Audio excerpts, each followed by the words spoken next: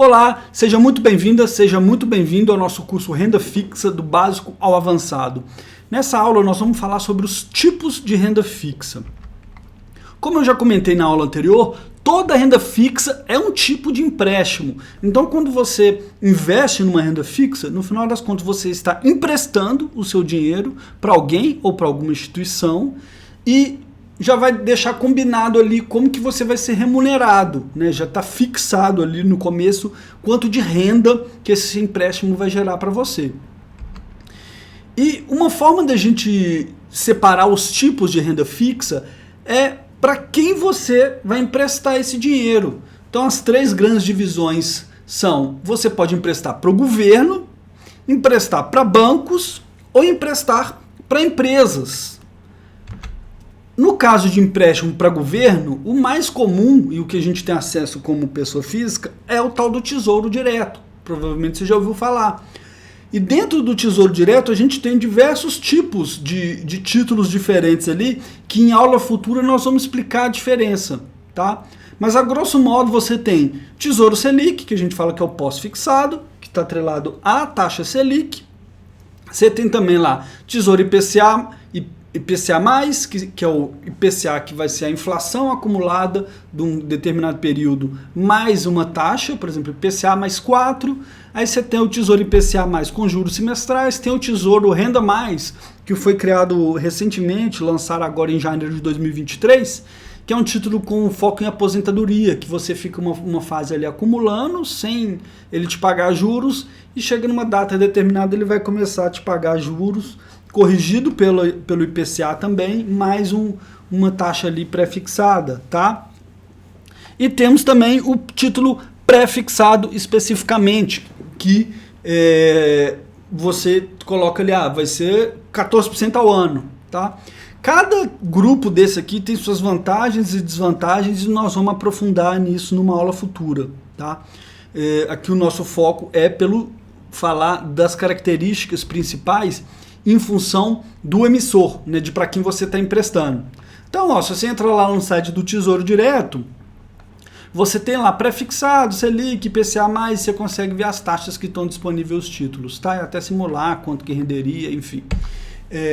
Alguns pontos sobre o Tesouro Direto ou sobre emprestar para o governo, né? Isso aqui que é o importante para a gente nessa aula aqui. Em tese, os títulos do Tesouro Direto ou dívidas públicas, né? Tem o menor risco do país, especialmente igual no Tesouro, que ele está emitindo na própria moeda. Você está emprestando dinheiro para o governo e ele vai te pagar em reais. E o governo tem o controle da base monetária, né? A gente brinca que na pior das hipóteses, se o governo tiver com dificuldade de pagar, ele imprime mais dinheiro para te pagar, tá? Não imprime no sentido literal aqui, mas ele cria mais dinheiro, mais reais para te pagar, tá? Outro ponto importante, o Tesouro garante a recompra do título a qualquer momento. De qualquer um daqueles ali. O que significa isso? Significa que você tem alta liquidez nos seus títulos do Tesouro Direto. O que é liquidez no mercado financeiro? É a capacidade de você transformar algum ativo em dinheiro na sua conta, né? Então, aqui a gente fala a recompra do título. Por quê? Como eu comentei lá atrás, a renda fixa, você tem um título, né? Se a gente fosse imaginar muitos anos atrás, centenas de anos atrás, você emprestava para o banco ou para o governo, ele te dava um pedaço de papel mesmo, falando assim, esse papel dá direito a quem tiver com ele receber daqui a 2 anos o acumulado da inflação mais 3%, por exemplo, né? Então o Tesouro garante a qualquer momento, então você tem altíssima liquidez no Tesouro, tá? Você consegue no mesmo dia, dependendo da hora que você pedir o resgate, ter esse dinheiro em conta. Uma coisa pouco líquida, só para exemplificar, seria um apartamento, por exemplo, que você tem que você não consegue dinheiro rápido, né? E um comentário bem superficial aqui que nós vamos aprofundar é que todo dinheiro com prazo, que você fala, daqui a 3 meses eu vou precisar, ou uma reserva de emergência que assim, eu não sei quando eu vou precisar, mas eu posso precisar a qualquer momento, esse dinheiro deve ser investido no Tesouro Selic. Mais pra frente nós vamos ver o porquê, tá? Então, passando por outro tipo de renda fixa aqui, são as emissões bancárias. É quando você empresta dinheiro para um banco, tá? Os principais tipos de emissão, é um banco ou uma financeira que se encaixa aqui também, tá? Os principais tipos são, primeiro, CDB, que o CDB significa Certificado de Depósito Bancário. Igual eu falei, lá atrás você recebia um certificado mesmo, o banco falando assim, ó, fulano de tal depositou aqui R$1.000 e daqui a 2 anos ele pode pegar de volta com 110% do CDI de remuneração, tá? Esse é o mais comum. Além disso, a gente tem aqui no Brasil a LCI, que significa Letra de Crédito Imobiliário. O que é? É muito parecido com o CDB, você também está emprestando para o banco, só que quando o que o banco pega de você emprestado, ele pega R$1.000 emprestado de você. Como que o banco ganha dinheiro? Ele vai emprestar esse dinheiro para outra pessoa, com uma taxa maior do que ele vai te pagar, né? É o chamado spread bancário, que é a diferença entre quanto ele capta de você, pegando emprestado na LCI, e quanto que ele é remunerado lá na hora dele emprestar. Mas enfim, o que importa pra gente?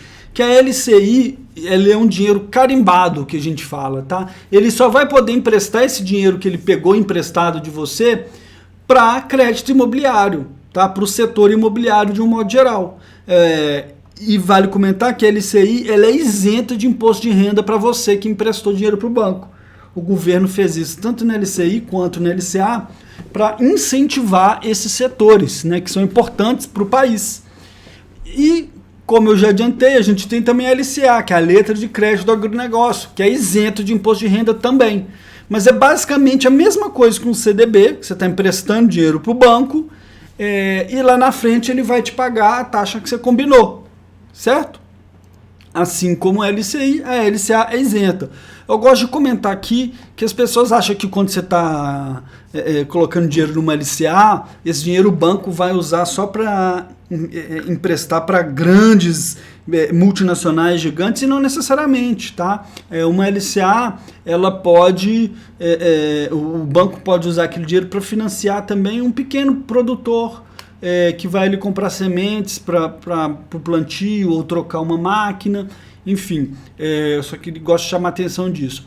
E finalizando, nós temos as letras financeiras, chamada de LF, que é também quase a mesma coisa com o CDB, mas tem algumas características especiais, como por exemplo, tem um valor mínimo de R$50.000, e também outro ponto importante é que ela tem que ter um prazo maior, diferente do CDB, que pode ser curtinho, tá?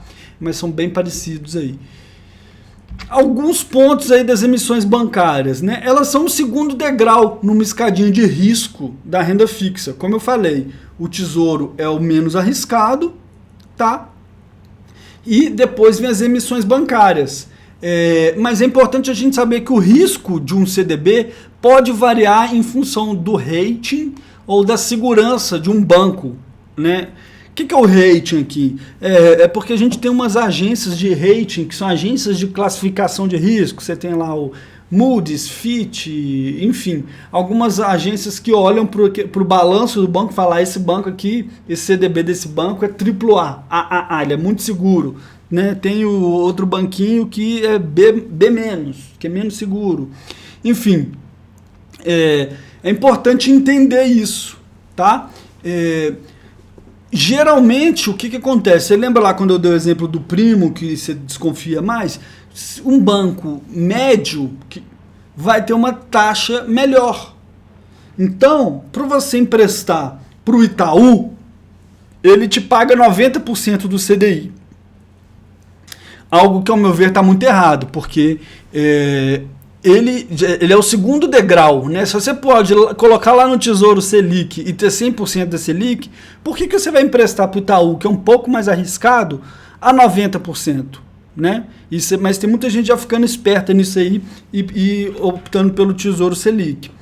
Mas de um modo geral é porque esses bancões como Itaú, XP, BTG, Bradesco, eles são muito grandes e muito seguros, né? Então por isso eles não precisam de ficar oferecendo uma taxa muito alta para captar, porque ele tem uma percepção de segurança muito grande, tá?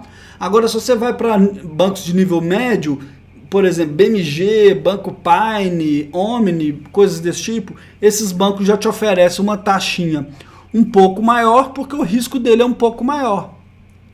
Beleza? Ponto importante também das emissões bancárias.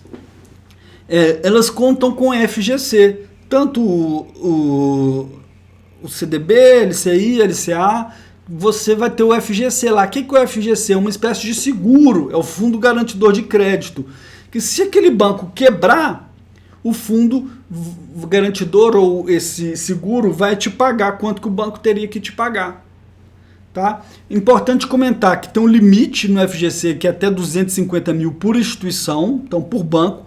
Então vamos dar o exemplo lá do banco XYZ, tá? Você colocou lá 240 mil nele, num CDB, emprestou para ele, né? Que é a mesma coisa, colocar no CDB ou emprestar para ele, 240 mil. Só que aí o dinheiro já rendeu e hoje tem 260 mil. E o banco quebra, tá? O FGC garante e vai te ressarcir 250 mil. Esses 10 mil a mais aí você vai perder, porque está além do limite. Então é importante quando você vai colocar o dinheiro num banco, né, emprestar dinheiro para um banco e quer ficar segurado pelo FGC, já considerar quanto que ele vai render também. Então não faz sentido você colocar lá 250 mil, porque o dinheiro vai render, o rendimento não vai estar coberto. Tá?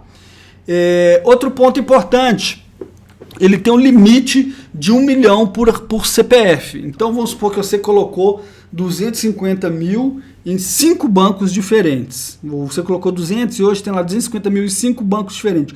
Os 5 quebram. Algo muito difícil de acontecer, mas vamos supor, né? O que acontece? Você teria aí 1 milhão 250 para receber, só que o FGC só garante 1 milhão por CPF, tá? Vale comentar também que o FGC não é infalível. Se a gente tiver uma quebradeira bancária muito grande, que forem 5, 10 bancos, o FGC não tem dinheiro para cobrir. Tá? Se um Itaú quebrar, por exemplo, o FGC não tem dinheiro para cobrir. É pouquíssimo provável disso acontecer com o Itaú. Tá? Mas é só bom ter isso em mente. Então o que eu falo geralmente para os meus clientes? É bom ter o FGC? É uma segurança? Mas não é por causa disso que você vai colocar num banquinho que está dando prejuízo e está te oferecendo uma taxa gigantesca para poder captar seu dinheiro, né? Você pode colocar sim em bancos médios, isso te dá uma segurança, mas evita banco que está quebrando só porque você sabe que tem um FGC, tá? Seguindo aqui para o próximo tipo de renda fixa, finalizando, né? Que é o crédito privado. O que é o crédito privado? No final das contas, no caso do crédito privado, você está emprestando para uma empresa. E aí dentro do crédito privado a gente tem as debêntures, CRI, CRA e FDICs. Tá? FDIC significa Fundo de Investimento em Direito Creditório. Vamos entrar e entender cada um desses pontos aqui. Debênture, eu gosto de dar exemplo assim, com empresa do dia a dia para ficar claro. Imagina que a Cristina é uma empreendedora, que ela tem ali uma fábrica de empadas, sei lá, por exemplo, e ela quer expandir seu negócio. Ela quer comprar 2 fornos novos, porque ela está tendo muita demanda e o forno que ela tem não é suficiente. Ela tem 2 opções. Uma opção, ela é ir no banco e pedir lá no banco: ô banco, me empresta aí 200 mil reais para eu comprar uns fornos topo de linha aqui.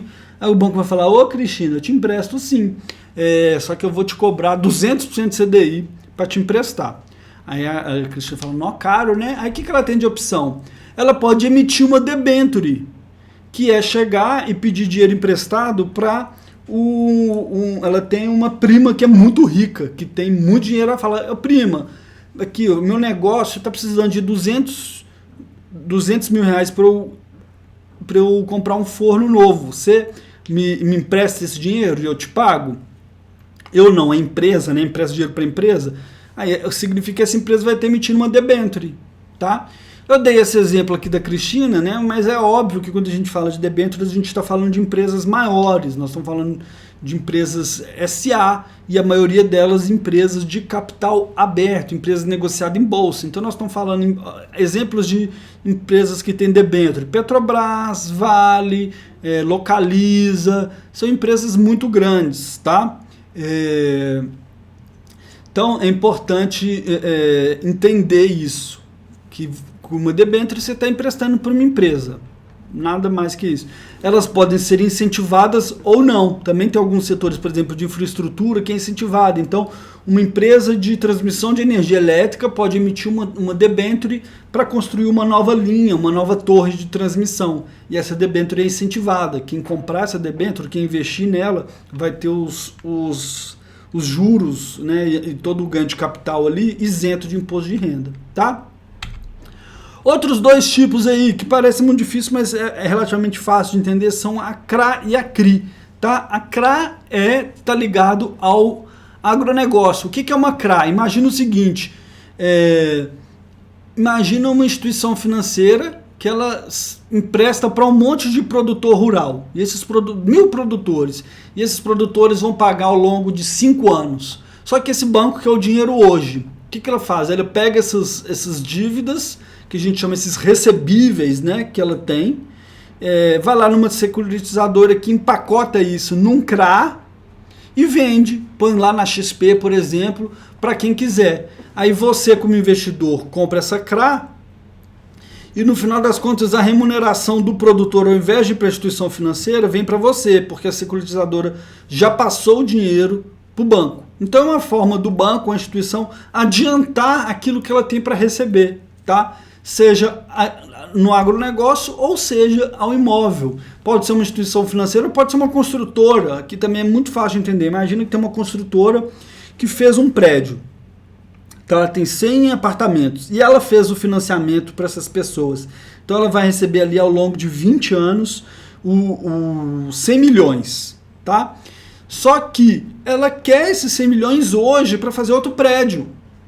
Então ela chega na securitizadora, vende esses recebíveis, que ela tem lá esses 100 milhões a receber. A securitizadora, por exemplo, dá 80 milhões para ela à vista e emite aqui 100 milhões em recebível que você, como investidor, vai comprar essa CRI e vai receber lá à medida que os compradores forem pagando, tá? De forma simplificada, é isso aí. E o outro, que não tem um slide próprio, é o FDIC, que é o Fundo de Direito Creditório, é parecido com isso aqui, só que não é específico de imóvel e de agronegócio, tá? Também é um direito de recebíveis, certo? Então, alguns pontos do crédito privado aí que a gente tem que comentar. Ele é já o terceiro degrau na escada de risco da renda fixa, que a gente diria. Começa lá você emprestando para o governo, é o mais seguro, depois emprestar para bancos, geralmente é mais seguro, até porque tem o FGC também, e por fim é o crédito privado, que é mais arriscado, e por isso você também vai querer uma remuneração maior, né? Vale comentar o seguinte, que o risco varia em função do emissor, assim como no caso dos bancos. Então você pode ter um crédito privado de uma empresa muito grande, que o risco é muito baixo, uma Vale, uma Petrobras, que ela está até remunerando menos do que um banco médio, porque o banco vai ser mais arriscado do que a empresa, por exemplo. Mas é importante entender isso, tá? Que o risco vai variar de acordo com quem emitiu aquele crédito, aquela dívida que você está emprestando, tá? Crédito privado não possui FGC, é importante ter isso em mente, e uma vantagem dele em relação aos CDBs é que ele costuma ter mais liquidez do que as emissões bancárias, tá? Hoje, a priori, um CDB, vamos supor que você empresta lá para um banco um CDB de 2 anos. A priori, você teria que esperar esses 2 anos. Hoje, com as plataformas como a XP, você até consegue vender esse CDB para outra pessoa, tá? Só que aí você provavelmente vai ter um deságio, que a gente fala, e vai perder um pouco de dinheiro. Já no crédito privado, você não tem tanto deságio, elas são mais líquidas, é mais fácil de ter compradores, você tem um mercado secundário mais ativo, que a gente diz, tá? Especialmente daquelas empresas maiores. Então, se você tem uma debênture da Localiza, por exemplo, e precisou do dinheiro, de um modo geral, você consegue se desfazer dela mais fácil do que de um CDB, por exemplo, tá? E por ela ser um pouco mais arriscada, o crédito privado, é importante você dimensionar bem em relação ao seu patrimônio. Você não pegar, tem uma debênture aqui que está com uma taxa excelente, aí você não vai colocar muito do seu dinheiro nisso, porque ele tem um risco maior, tá? Então esses são alguns pontos aí do crédito privado. Então, recapitulando o que a gente viu nessa aula aqui, emprestar para o governo é o mais seguro. Empréstimos bancários contam com um FGC até um certo limite, e o crédito privado geralmente traz mais risco, mas também mais retorno. Então pode ser uma coisa legal de você ter na carteira, sabendo dimensionar e avaliar os riscos. Beleza? Então, por essa aula é isso, agradeço sua atenção e até a próxima aula.